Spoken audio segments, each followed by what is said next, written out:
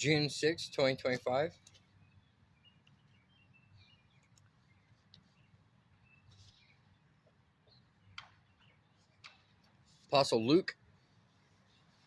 Disciple Luke 8.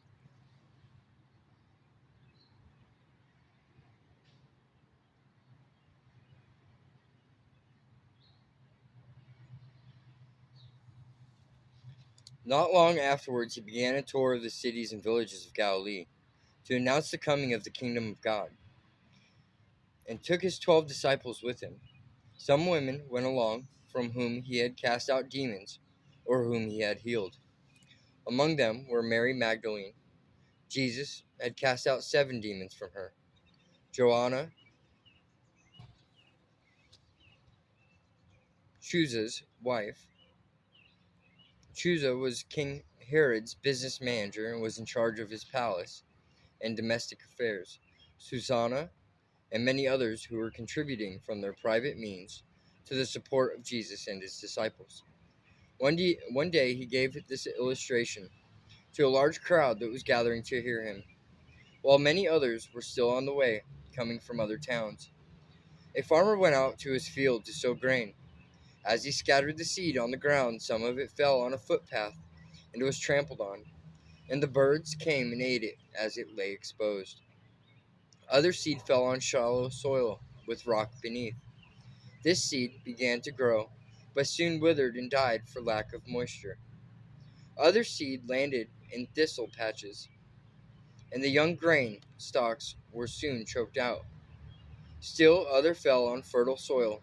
This seed grew and produced a crop 100 times as large as he had planted. As he was giving this illustration, he said, "If anyone is listening, ears, use them now." His apostles asked him what the story meant. He replied, "God has granted you to know the meaning of these parables, for they tell a great deal about the kingdom of God. But these crowds hear the words and do not understand, just as the ancient prophets predicted. This is its meaning. The seed is God's message to men. The hard path where some seed fell represents the hard hearts of those who hear the words of God. But then the devil comes and steals the words away, and prevents people from believing and being saved.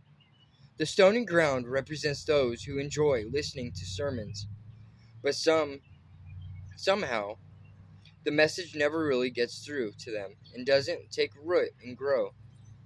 They know the message is true and sort of believe for a while, but when the hot winds of persecution blow, they lose interest. The seed among the thorns represents those who listen to believe God's words, but whose faith afterwards is choked out by worry and riches and the responsibilities and pleasures of life. And so they are never able to help anyone else to believe the good news. But the good soil represents honest, good-hearted people. They listen to God's words and cling to them and steadily spread them to others who also soon believe. Another time he asked, "Whoever heard of someone lighting a lamp and then covering it up to keep it from shining?" No, lamps are mounted in the open where they can be seen. This illustrates the fact that someday everything in men's hearts shall be brought to light and made plain to all. So be careful how you listen, for whoever has, to him shall be given more, and whoever does not have, even what he thinks he has, shall be taken away from him. Once when his mother and brothers came to see him, they couldn't get into the house where he was teaching because of the crowds. When Jesus heard they were standing outside, and wanted to see him, he remarked, "My mother and my brothers are all those who hear the message of God and obey it." One day, about that time, as he and his disciples were out in a boat, he suggested that they cross to the other side of the lake. On the way across, he lay down for a nap, and while he was sleeping, the wind began to rise. A fierce storm developed that threatened to swamp them, and they were in real danger. They rushed over and woke him up. "Master, Master, we are sinking," they screamed. So he spoke to the storm. "Quiet down," he said, and the wind and waves subsided, and all was calm. Then he asked them, "Where is your faith?" And they were filled with awe and fear of him and said to one another, "Who is this man that even the winds and waves obey him?" So they arrived at the other side in the Gerasene country across the lake from Galilee. As he was climbing out of the boat, a man from the city of Gadara came to meet him, a man who had been demon possessed for a long time.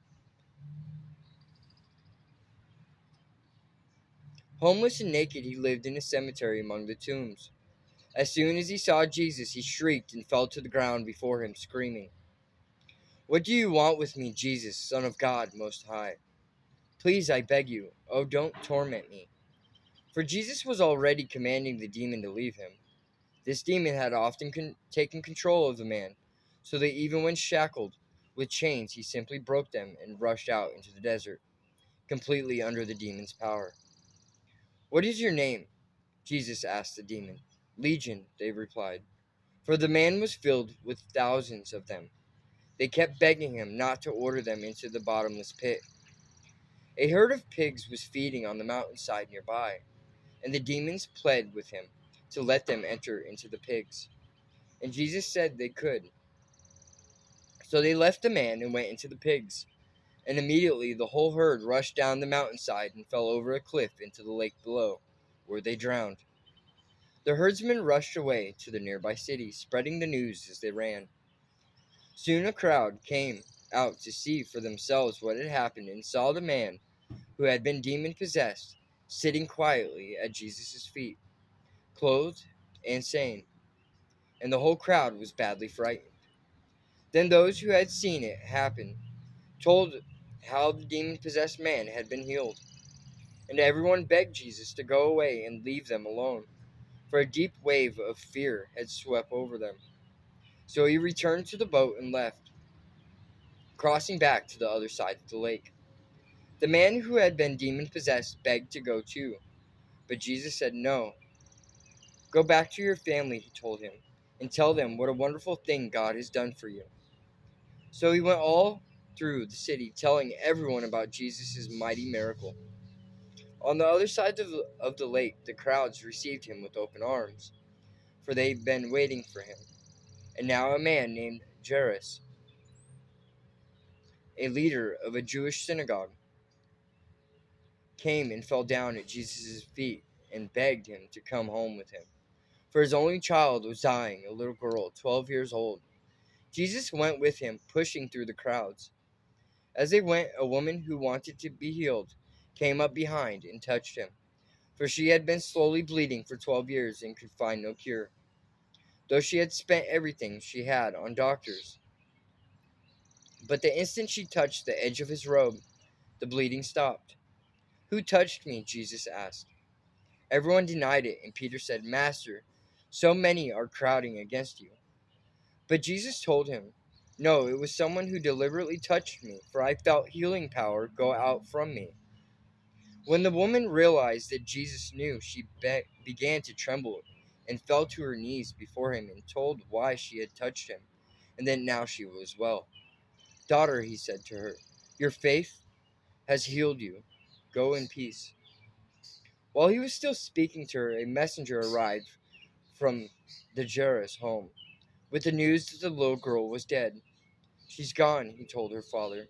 "There's no use troubling the teacher now." But when Jesus heard what had happened, he said to the father, "Don't be afraid. Just trust me, and she'll be all right." When they arrived at the house, Jesus wouldn't let anyone into the room except Peter, James, John, and the little girl's father and mother. The home was filled with mourning people, but he said, "Stop the weeping. She isn't dead. She is only asleep." This brought scoffing and laughter, for they all knew she was dead. Then he took her by the hand and called, "Get up, little girl."